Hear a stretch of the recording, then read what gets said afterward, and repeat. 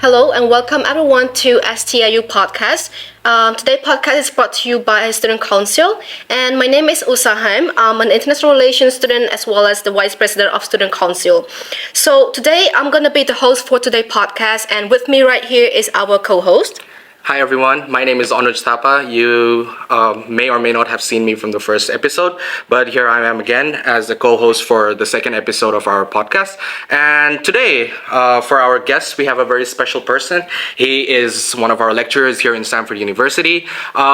He is very well known amongst the students, and most of them even call him to be one of the kindest and the sweetest teachers we have here. And he's also very well known for his expertise in the fields of international relations. So I would like to welcome Ajarn Ricardo here. Ajarn Ricardo, welcome.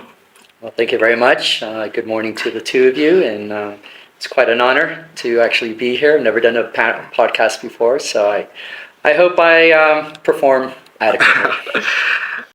So, Ajarn, how are you doing, and how has this term been so far? Because we're halfway of the term, right? Very true. Halfway, and well, in many instances, terms tend to really pick up after week 6. So far, so good. It's challenging, for me on many different levels. Particularly with regards to, again, having been assigned a new course, Law 201, Business Law. I find it very interesting, but at the same time, the content can be, again, very challenging for the students as well as for the lecturer in terms of, being able to explain it properly, so that way students understand its relevance and its significance. Yeah, that's good to hear, Ajarn.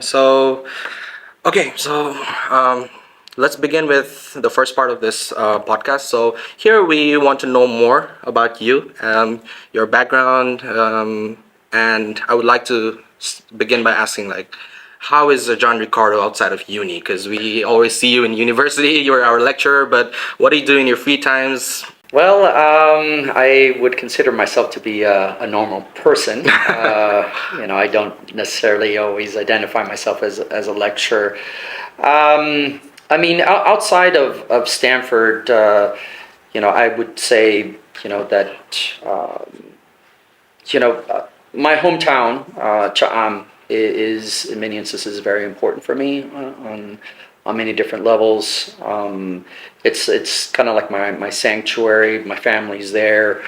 I've come to appreciate living outside of Bangkok, the lifestyle and the interaction with people and whatnot. So outside of Stanford, I would say Cha'am really stands out in terms, of my personal identity, my kind of interests and whatnot. It's located, on the beach, very similar to my background, which, I came from a beach city in the county of Los Angeles. So, the ocean, water is something that I've always found to be a part of my life. So I kind of find it very interesting that I grew up, in a beach community, and I find myself living in a beach community. So when it comes down to my life outside of Stanford, I would say Cha'am, for all intents and purposes. Okay, so you have touched upon a little bit. You went back in time about your time in the beach city.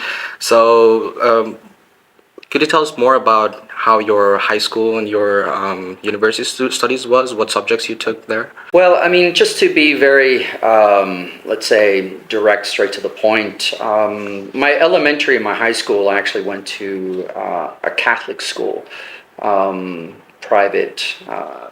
And again, to be honest with the two of you and with the audience, I wouldn't consider myself to be a really good student, but I did always have a thirst for knowledge. I would devour books. The bigger the book, the more I was attracted to it. High school, I think I've shared this a number of times in other classes. I didn't really well, I didn't really get, a lot from my time in high school. I did learn though, and that's something that I'll never forget. The let's say the challenge of moving outside of one's comfort zone, making new friends, new experiences. So that wasn't something that I learned in the classroom. This was something outside of the classroom, and it wasn't easy. I consider myself to be, well, in many instances, a very shy individual. So going to high school, all of a sudden, new people there, having to interact with, new people as well, people next to my locker and whatnot. I found it, again, sometimes a bit uncomfortable, but part of the learning process, part of life. It was after high school where I really started to kind of blossom. I made a decision not to lie to myself. In other words, I didn't throw myself into four-year university. I went to a community college, and fortunately for me, the community college that I went to, El Camino College, this was again looking at the mid-'80s, late '80s, was considered to be one of the best in the country. So that's where, in many instances, I would say, I started to really develop intellectually. I chose my own courses, I chose my own schedule, my own direction, and I would say, slowly but surely, have an idea of what I really wanted to do. So my parents were very supportive, but they did not dictate, you need to do this, you need to do that. The only thing they actually, again, emphasized was the need for me to have, a goal and to pursue it. So, Ajarn, how did that person transition into becoming a teacher? Because was it like something you've always wanted to do? Was it something you enjoyed, or how was the process like? That's a very tricky question to answer, because in many instances, once again, to be honest with two of you and with the audience out there, it wasn't my plan. My father, was a high school teacher for close to 40 years. But I never, saw his career as something that I actually wanted to do. I actually wanted to do something very, very different. One could say that I got involved in this as an accident, just an accident, nothing planned. But in many instances, one thing I've learned is that it is not easy at all to teach. And the other thing that I've actually learned is I think I have a pretty good sense of who is a good teacher and who isn't. Now, I do not put myself in the category of being a good teacher, because I actually do know people who are very good teachers. And these are people who in many instances are very committed and very dedicated to their profession. And I have nothing but respect. But to be very clear, it's just a process in my life. Just moving in a particular direction. And if there's one thing that I like about teaching, and I mentioned this in many of my classes, is the ability to interact with students and actually learn from you, the students, as well. I do not, and I try never to pretend that I actually know everything. Because I don't. I think students also have a very important role in the process of education. Okay. So, John, you've been our teacher before. You've mentioned quite a few times that you have had work experience in different countries throughout the world. So, doing that, could you share some of the biggest issues that you've faced in your career so far? Sure. Just to kind of provide a little background, a little context. So, growing up in Southern California, Los Angeles is quite multicultural to begin with.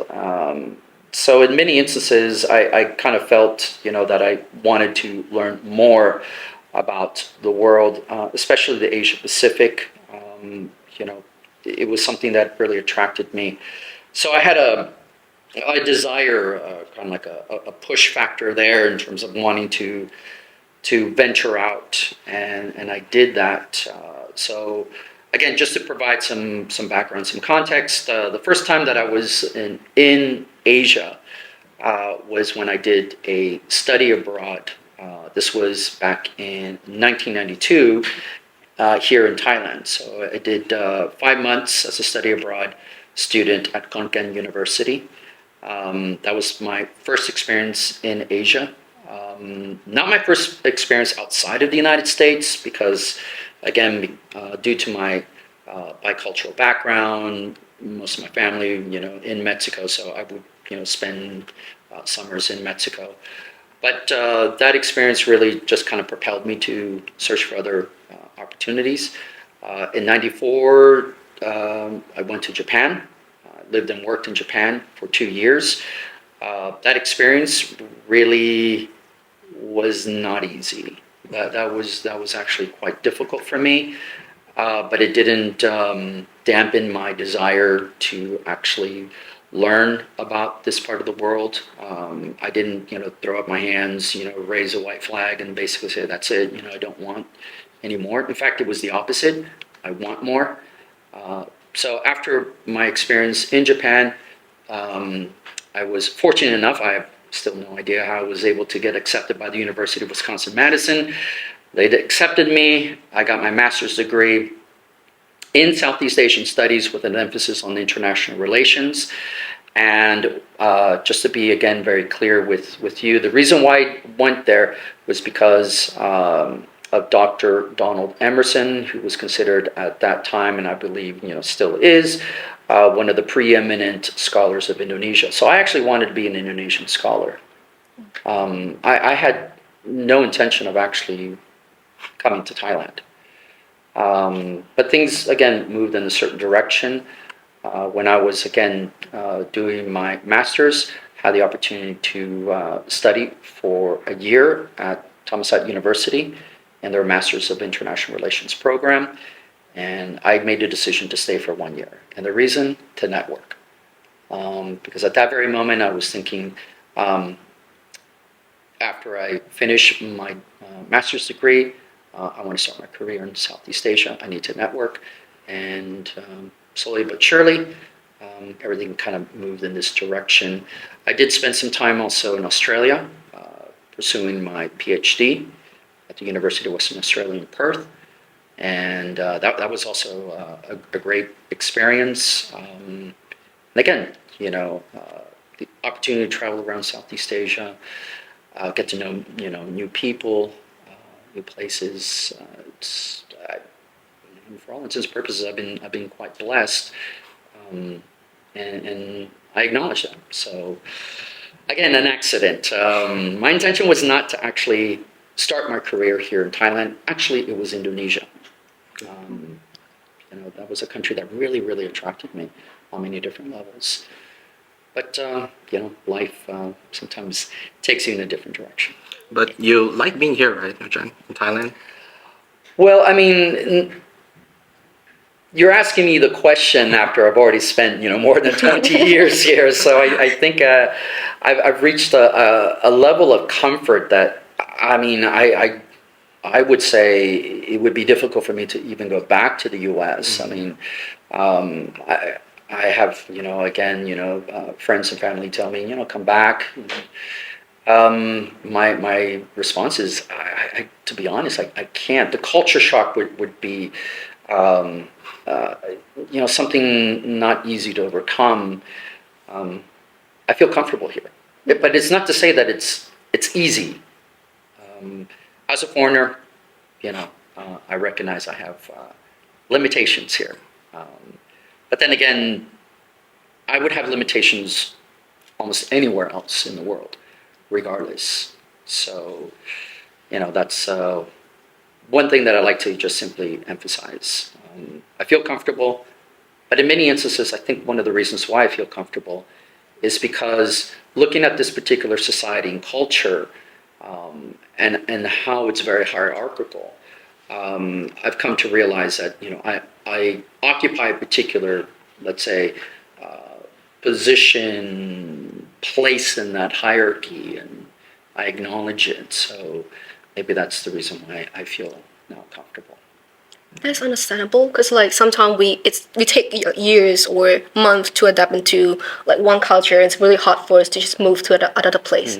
Absolutely. Thank you, Ajarn. So we've got to know more about you, your background, your interest and hobby as well. Now, you mentioned that you also study the field of international relation, right? And you are right now also as the lecturer in the field of international relation. So sometimes when we talk about international relation, some people tend to don't understand or do not know at all about what international relation is about, or some people might think it's just maybe the politics about just politics. So, if you were to describe, can you explain what exactly is international relation?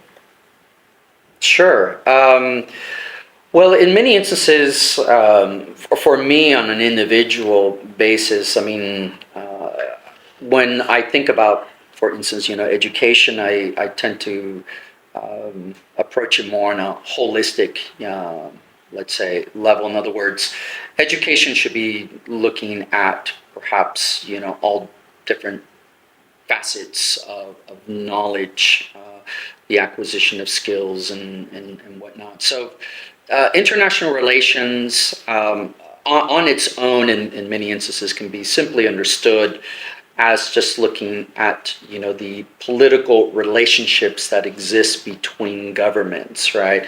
But I would say that in today's world, international relations, involves so much more. It's not just simply politics, and politics on two different levels. One is the internal, right, within the country, and then the external or the international.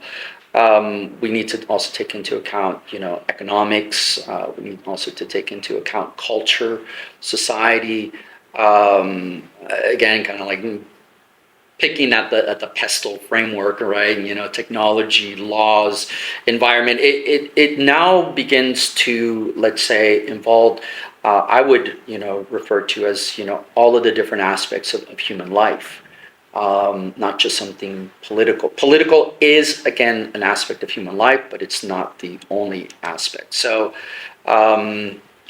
whether I was a student or teaching international relations, for example, before at Webster University, Thailand, and I was the program leader for both undergraduate and graduate, and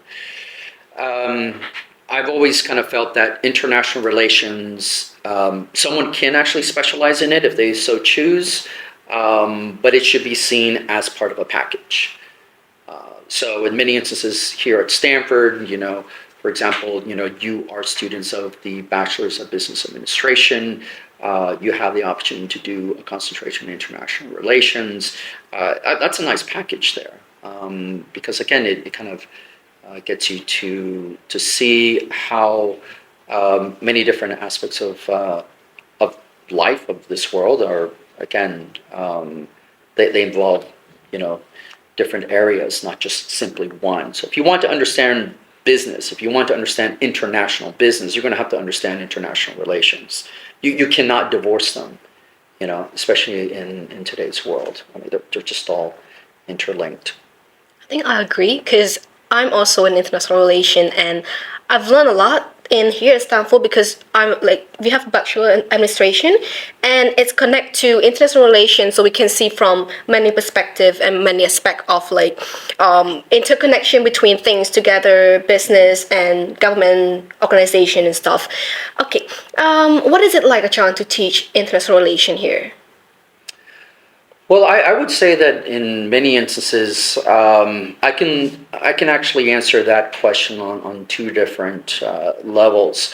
On one level, as the instructor, again, delivering content, it is, let's say, rewarding in terms of, I'm doing something that I really do have an interest, hopefully, people would identify my method of teaching as being a bit passionate and committed in terms of the subject matter. I find it a great interest.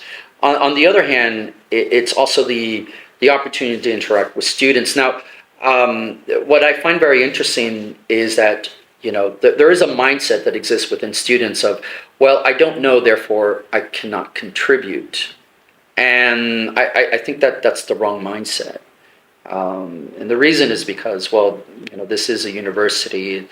Education, in many instances, it should be, our, let's say, collective goal. So, if you believe in education, the acquisition of knowledge and skills and whatnot, I mean, the only way you're going to learn is if you ask questions. For me, as an instructor here, I take advantage of the opportunity to interact with new people, perhaps get new ideas, new perspectives, and at the same time gives me the opportunity to maybe provide something new to the students here who maybe in no way do they have any, let's say, background or knowledge in it. But students are also aware of what's going on in the world. I mean, it's not like students don't know. It's just perhaps how to make sense of it. And I would say at this very moment it's really difficult to make sense of anything because things are moving very rapidly and moving in directions that are very unpredictable. Yep, I agree to that.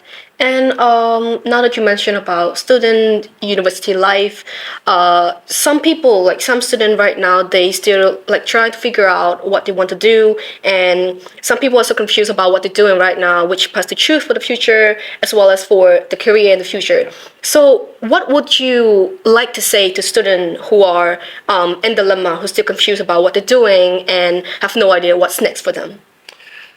Well, I mean, my advice is, in many instances, I'll take my life as an example. I'm not saying that I figured things out very quickly, but I was very honest with myself. So when I was 18 years old, like I said, I just was extremely honest. I knew that I wasn't ready for four-year university. And I remember telling my parents that. I said, no, I'm not going to be going to four-year university. I know that a lot of my friends are doing that, but I'm not ready for that. Did I know exactly what I wanted to do as a career? No, I had no idea. But I did have a sense that I wanted, in many instances, to do or to start a career that, in many instances, would expose me to the world. I knew that. I mean, that was something undeniable. I wanted to explore the world. What would be my career? That would be something I'll probably figure out. So I would always, advise, young people, you don't have to know everything, at a certain age.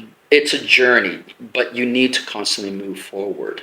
And when you move forward, you're talking about, new experiences, acquiring new knowledge, new skills, things that will set you apart and in many instances perhaps give you a competitive edge. If you are thinking about graduate school, especially again graduate school, whether it's in the US, in Canada, in Australia, perhaps in Europe, maybe the UK, you gotta start thinking about making sure that you're productive.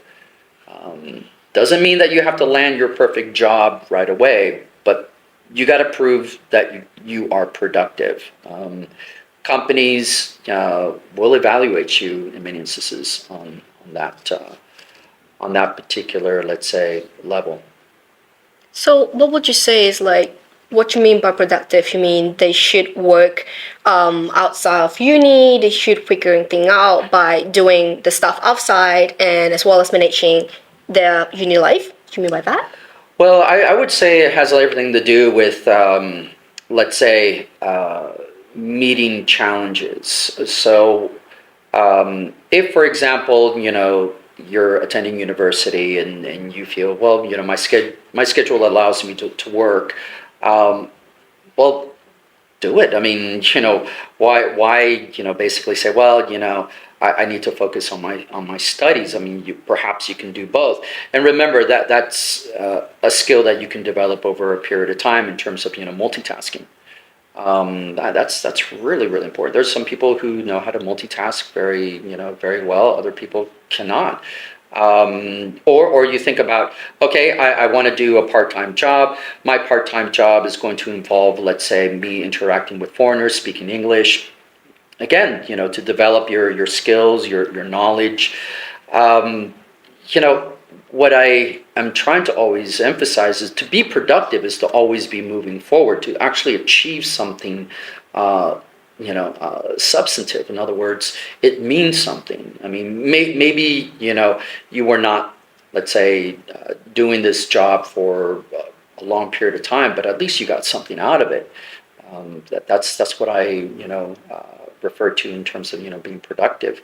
It does count. I mean, in the end, it does count, but you need to take that first step. But before you take that first step, be honest with yourself in terms of, what are you capable of doing and what interests you, and then you move forward. Just thinking about it and not doing anything, that's not being productive. I think I agree to that because I think the first step is for us to willing to learn. Even for us, right? We have uni life, and then it was student council. It taught us a lot about working as a team and a little small things that we need to look at. Some people they might look over it, but when we work as a team, we start to realize about the importance of teamwork and a lot of things. So I agree to what you said, Jeff. And also, adding to that, I think these experiences outside of just the study in class really teaches you interpersonal skills, which I believe you agree as well, John, is very, very important now, especially if you want to stand out. Would you like to say us a little more about like how important it is having people skill in your career, in your future? Well, I would say that in many instances, the question that you just asked really is very closely connected to my life. And I'll just, kind of touch on a few things. As I've already mentioned to you, growing up in Southern California, in Los Angeles, when I think about my childhood, I actually did live in a very multicultural, very diverse neighborhood. One of my next door neighbors, Japanese Americans. So in many instances, the opportunity to actually interact with people from different backgrounds, I never really thought twice about it. I mean, it may seem to be a bit of a falsehood, but I'm not the type of person who looks at someone and, it's like I notice like skin color or physical features or whatever. I mean, because I came from a background where people are very different. And then taking from that, how to communicate with people, all right? And then there's the cultural element, right? So when you're interacting with, different people, you also need to take into account, let's say, how you communicate, right? What is the process of communication? So I would say this has been extremely important. Maybe in some instances I have failed, miserably. Japan kind of stands out in that regard. Or in other instances, I've been able to adapt myself quite well. So looking at Thailand, right, the way people communicate here, I'm not saying that it is the same, for example, how people communicate in the US or even in Mexico, but when I draw upon my experiences, I begin to kind of get a sense of, how to communicate and what needs to be communicated. So that's really important, especially in today's, globalized environment. Really important. How do you communicate with people in such a manner that you do not, cause the other person to feel insulted or slighted in any manner? I mean, and yeah, in today's world, that becomes important. And think about it. I mean, here at Stanford, you probably wouldn't have the answer to this. I mean, how many nationalities are here? I mean, It's over 100. Oh, a lot. I mean, you have an opportunity here that I would say most Americans, young Americans your age, can only dream of having. I mean, you have no idea how valuable that is. So you may come to Stanford, you see your classmates, you know they're from different countries, and in many instances, you just simply behave what you would probably say very normally, but you're not looking at other people and saying, oh, they're different, you know, I can't communicate with them, and so on and so forth. You have a very good sense, and as I said, that's part of your education. So that's not a class, but that is a part of the Stanford environment, and all I can tell you is this, just from personal experience, amazing to see how many Americans don't have that opportunity.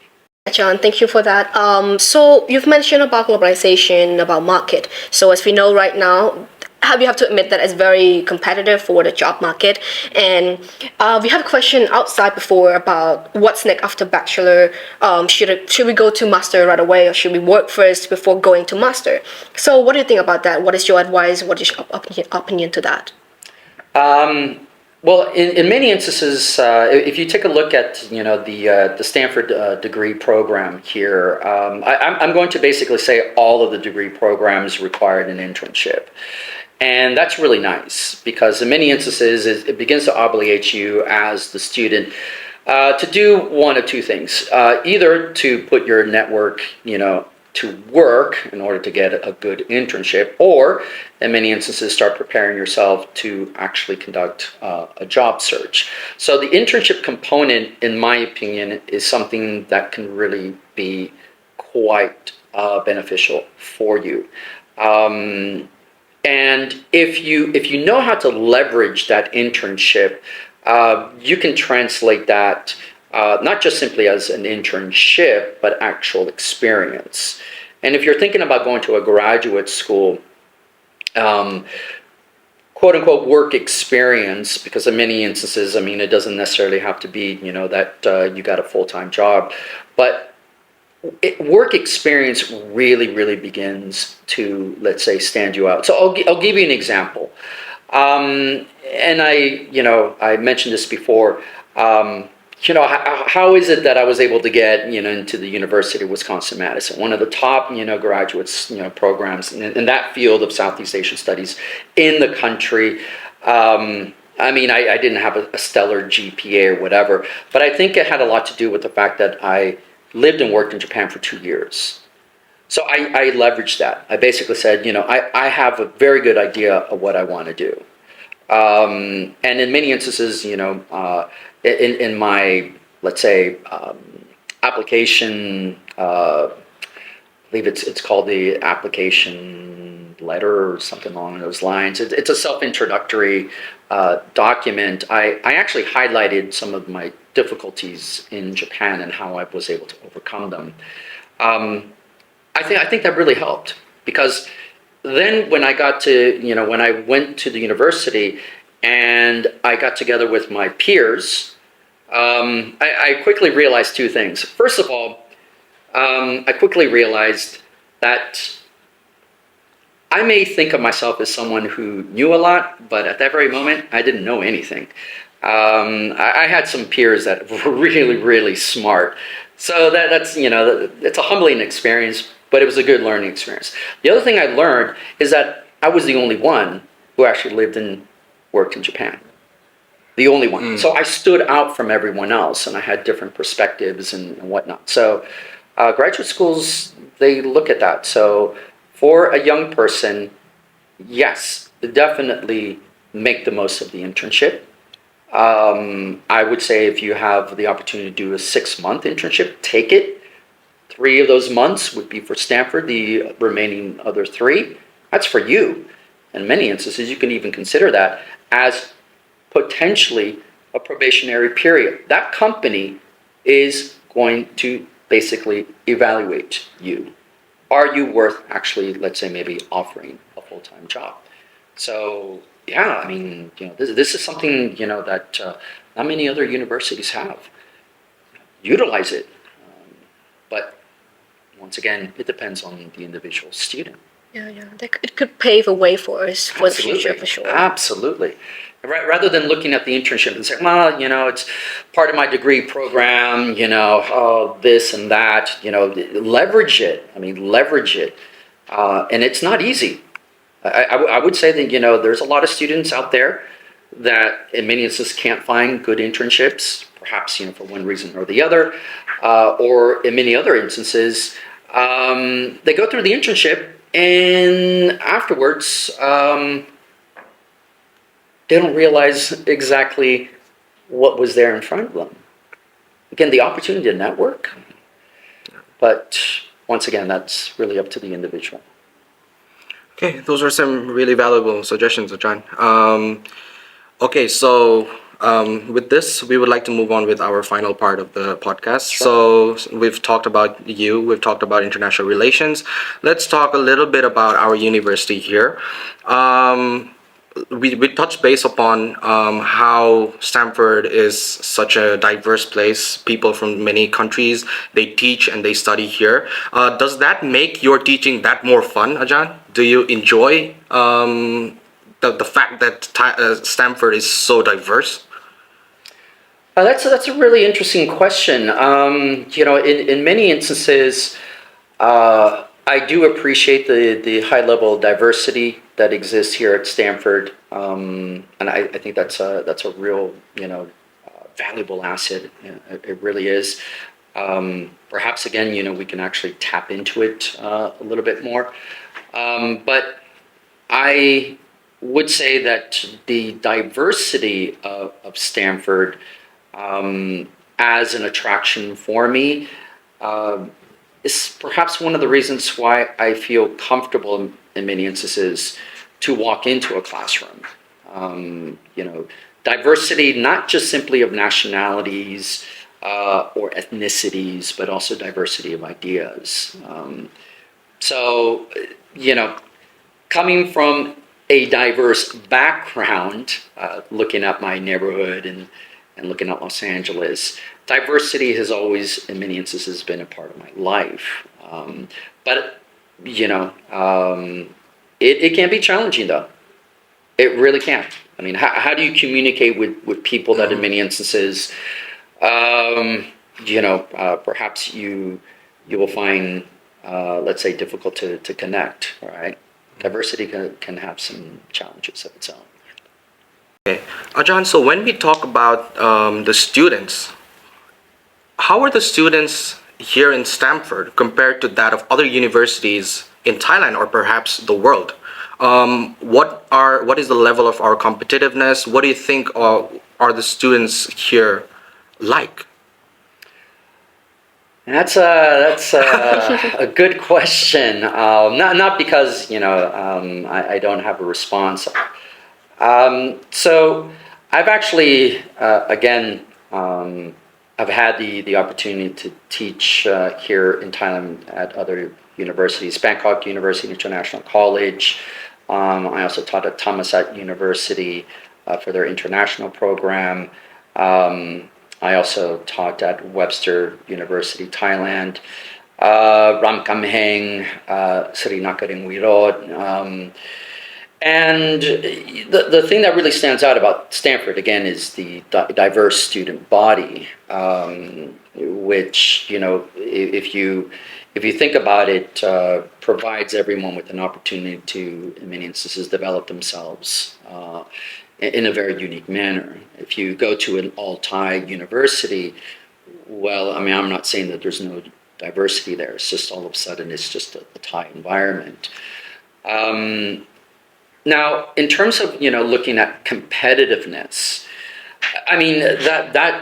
that's an issue that touches on many different other aspects. A student from Stanford can be competitive as long as he or she has, in many instances, the institutional support, the required, knowledge and skill set. I would say that there's a lot of students here at Stanford that can really, really succeed. They can.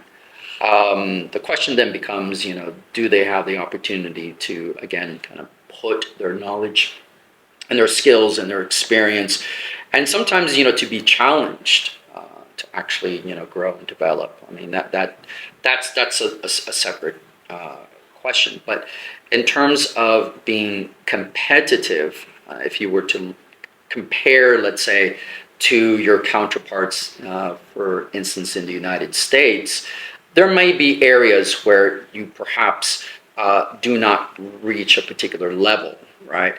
But there are going to be other areas where you perhaps, exceed it. Once again, in the United States, most young Americans do not have, again, the opportunity to interact with people from other parts of the world.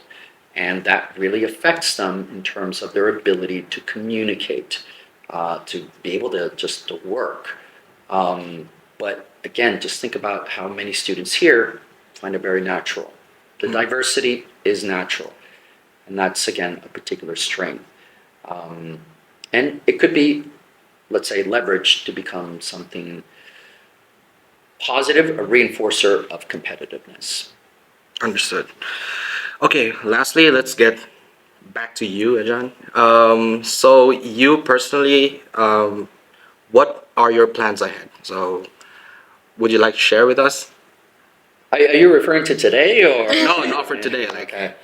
I was just simply going to say I'm looking forward to enjoying a nice cup of coffee, just relaxing. What are my future plans? Well, I'll share one with you. Perhaps, again, just kind of give you a sense of sometimes, as a young person, I think there's always an expectation on young people, to know, what you want, by a certain age. You need to know. One thing that I would like to actually do is get my PhD. You want one more? Yes, I want one more. I want one more mainly because, well, my younger sister got hers, so I need to get mine. She keeps, she keeps using that. I got my PhD, and I'm like, okay. When I went to the University of Western Australia, I actually went there to start my PhD, and I was really enjoying the experience. However, I had a medical condition, and it required me to make changes, but I still, again, aspire to get my PhD. So who knows, maybe, by the age of 60, I'll have my PhD. It doesn't matter. It just doesn't matter. I mean, that's my goal. And, I, will make sure that I find the opportunity. And if I do, then I'll take it. But I'm not going to give up on that. Another thing that I'd like to do is travel, to other countries. Bhutan is one top of my list right there, Bhutan. I'd like to go to, Morocco as well. Believe it or not, Iran, Russia. I mean, I want to explore the world. I mean, I may be getting, older, but it doesn't necessarily mean that, I can't fulfill some of my, life goals, life ambitions. Yeah, beautiful country, beautiful cultures, and way of life for sure. Yeah, and I think in many instances, it also kind of goes back to something I feel very strongly about. And, growing up in the United States, and perhaps, many of you are well aware, Americans in many instances, we grow up in a bubble. We grow up in an environment where we have these, let's say, stereotypes, these generalizations of other countries, of other groups of people. And I think, from a very early age, I decided to kind of challenge that. So, why would I want to go to Iran or Russia? I mean, aren't these countries like enemies of the United States? Well, it depends on how you see it. I mean, my interactions with individual people from Iran has always been very good. My individual interactions with people from Russia, very good. Why should I allow, again, politics define my relationship with other people? Okay. Okay, so we have few of our members behind the camera. They want to ask a few questions as well. So, go ahead. Okay. Ajarn, do you recommend taking the same master's degree as your bachelor's right now? Let's say if you're doing majoring in marketing, graduating in marketing, do you recommend taking a master's in marketing as well, or do you recommend taking another field that maybe is still related to your previous degree? That's a very good question. I definitely would say this, that there's no problem to actually, let's say, do your master's in the same field or the same subject area as your undergraduate. The point that you need to be focusing on is specialization. So you can do marketing, but now you're very specialized. Rather than just simply marketing in general, now you're being very, very specific. And that would, again, kind of stand you out because, when you get your master's degree, there's already the expectation that you have a certain level of expertise. So develop it. I mean, rather than, okay, I'm going to do the same thing like before, make sure that you move into the direction of specialization. Now, let's say you do another degree, another master's in marketing, and then you still have this thirst for more, right?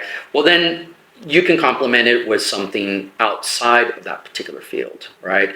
And always remember that, in this competitive, job market, global job market, you really do need to stand out.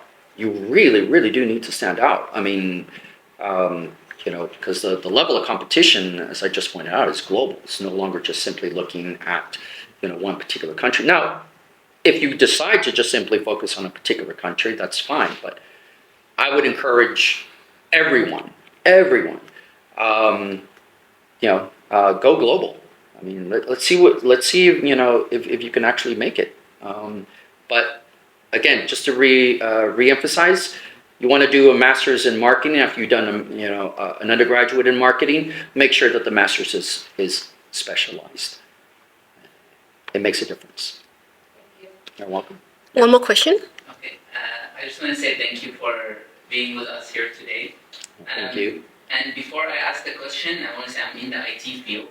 So, and I need your recommendation on this. So what would you say if we have a big internship opportunity with a big company, but it's not exactly my position, it's similar to it, and I can do 3 months with that, the internship of Stanford. Or I do 6 months internship with my exact position, but at a much smaller company.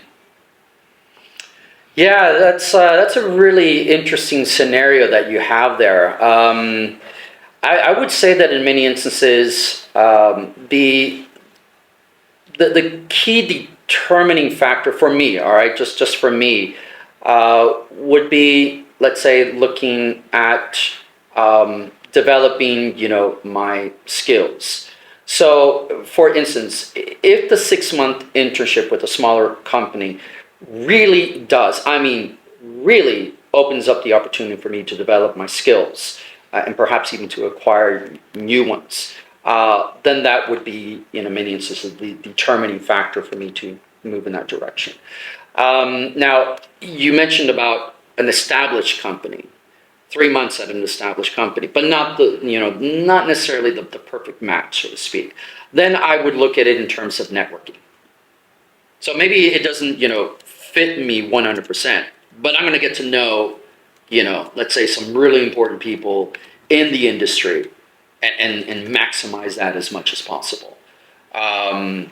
So you would have to evaluate it in terms of, looking at, the further development and acquisition of skills and knowledge, again, looking at 6 months, again, put it into practice, and then looking at an established company and the networking opportunities that are there. But to maximize the networking opportunities, it means you really do need to socialize. You need to get out there, get to, know people, let them get to know you, which, can be challenging for certain people, right? I mean, if you don't have a very sociable character, it becomes difficult. I don't consider myself to be a very sociable person, so I find it, challenging. So either way, I would say, those are good options to have, either or, right? I mean, that's nice. So, as I said, you're thinking about developing, acquiring new skills, putting them into practice, the 6 months, if they open up the door for that. And for the 3 month established company, networking. I mean, I really would say the networking opportunities are there. And it's good. It's good for the future. Thank you. Thank you for the questions, and thank you, Ajarn, for today. So the podcast has come to an end today. Thank you so much, Ajarn, for being our speaker today, and we're so honored to have you as our guest speakers. We as a host learn a lot of things from you today, and our team at the back of the camera also learn a lot from you. And I'm sure the audience right now, watching right now, also learn a lot, gain some insight from what you have shared today. So we thank you once again, and we hope to see you for the next podcast. Thank you.